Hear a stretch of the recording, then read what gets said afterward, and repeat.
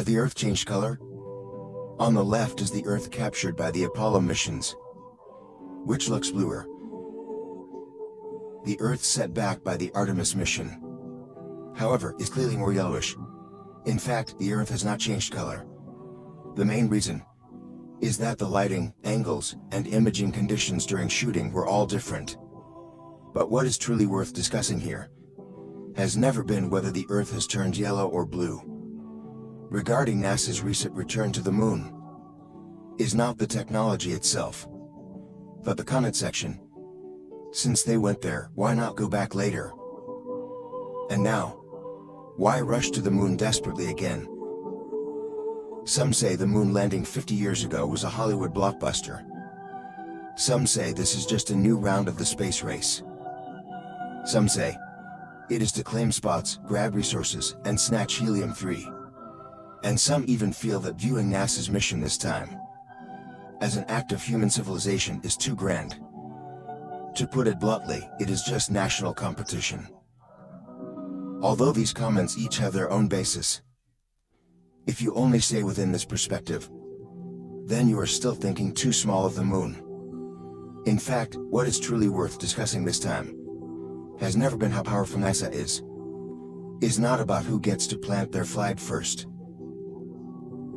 Instead, it is about why, after more than half a century, the matter of the Moon has not ended, but is an unavoidable goal for all major aerospace nations. To understand this question, we must first go back to the Apollo era. Even today, some people still suspect the Moon landing was fake. If it were faked, doing it once would be shocking enough. Doing it repeatedly would only expose more loopholes. But what is more worth seeing clearly is this. From the start, Apollo was not just a scientific mission, but a national-level project. It was telling the whole world, my rockets are stronger, my resist, my organization and national strength are superior. The problem is, after Apollo 11 sent humans to the Moon for the first time, the most core objective was actually already accomplished. The United States also proved that they could do it, and that they did it first. Going back a few more times has scientific value. But the problem was that the kind of global shock brought by the first Moon landing is irreplicable. After the third time, the marginal political returns also began to decline. Yet the costs did not drop. Every time you set people up there, it backed by astronomical investments. If a mission's political shock is diminishing, but the cost remains huge, then it is very difficult for it to continue indefinitely. So Apollo stopped later on, not because the Moon suddenly became unimportant, but because under the historical background of that era, continuing to frequently send people to the Moon no longer had a strong enough reason to support such a massive investment. To put it bluntly, in that era, the Moon was not yet important enough to support long-term development. And today, when humanity looks back at the Moon, what has truly changed is not that the Moon suddenly became valuable, but rather, the way humanity views the Moon has completely changed. In the Apollo era, the Moon was more like a destination. Get up there and plant the flag first, and prove that you can do it first. This act itself was a victory. But today, the Moon is changing from a destination into a starting point. That is, humanity wants to expand long-term activities beyond Earth. First of all, the Moon is close enough to Earth. From a cosmic scale, it is right at humanity's doorstep. It is not as far as Mars, nor is it like deeper space, where it is hard to turn back once you go.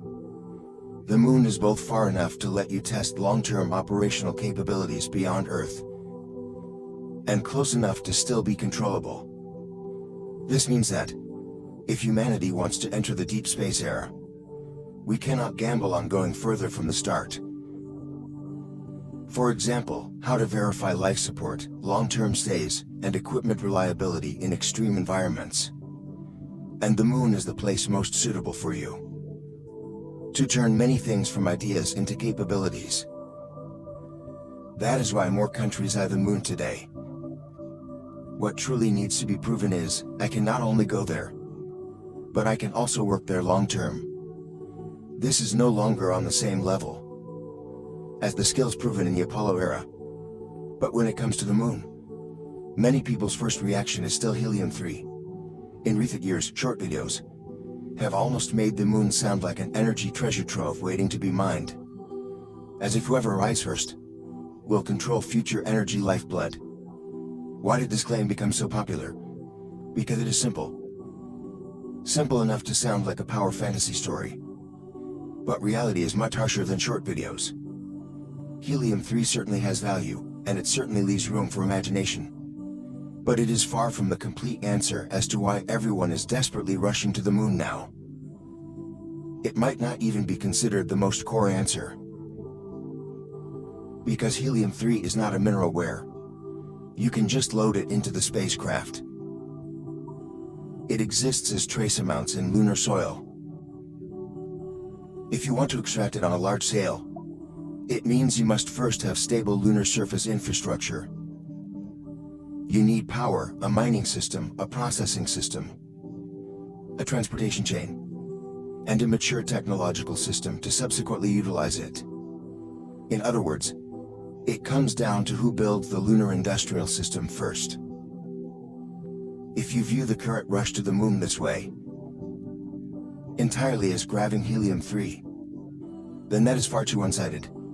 The truly important thing about the moon is turning activities beyond Earth from short-term expeditions into long-term capabilities. Once someone makes these capabilities work, what they gain is not just a few grams or kilograms of resources, but the rules, experience, infrastructure, path dependency, and the initiative in the deep space era.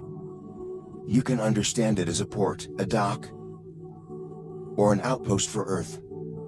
Earth is still the home port, while the moon is becoming the first external node.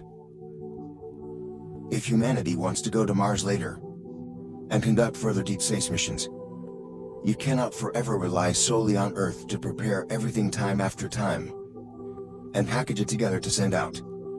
If the moon becomes an outpost in the future, then its low-gravity environment, as well as the transit options around it, will indeed give it much more potential than pushing from Earth. So, in returning to the moon today, there is certainly competition and national interests. There are issues of who sets rules and occupies positions first. But it is also no longer the old mindset of who plants the flag first. The real question has already become, if we want to go further in the future, can this step involving the moon still be bypassed? That is why today you see discussions about the moon becoming increasingly intense. It is not just one organization, but all capable spacefaring nations will recalculate this matter more and more seriously, because the moon is no longer just a decisive move from the Cold War era, but the proving ground for deep space steps. With NASA's crewed flyby mission, what everyone is truly watching closely, the focus is not just on success, but whether this path can actually be built. Because as long as a path has been validated, latecomers will reference the results, but also the pitfalls and effective methods. If you look back at today's wave of moon fever now, you won't view it simply as repeating the Cold War, because the core logic of the Cold War era was first to prove who was stronger. But today, a layer that is becoming increasingly obvious is proving who is more qualified to make long-term activities beyond Earth a reality.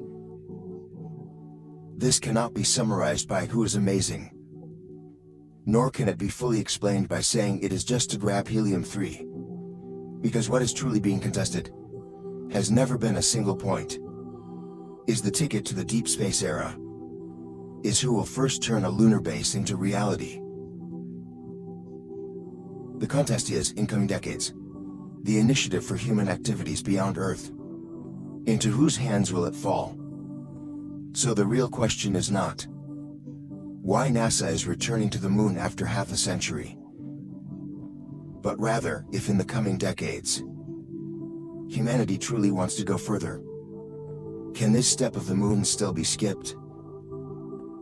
At least for now, the answer is very likely no. Because Apollo let us touch the moon first. While what this current round of return truly wants to do is to turn the moon from a place we have been to into a place that can be utilized long-term. If this step is successfully completed, what changes will not just be whether a certain mission succeeded, nor just whether a certain country won. What it changes might be humanity truly learning for the first time how to stably push its range of activities beyond Earth. I am Lauma, see you in the next universe.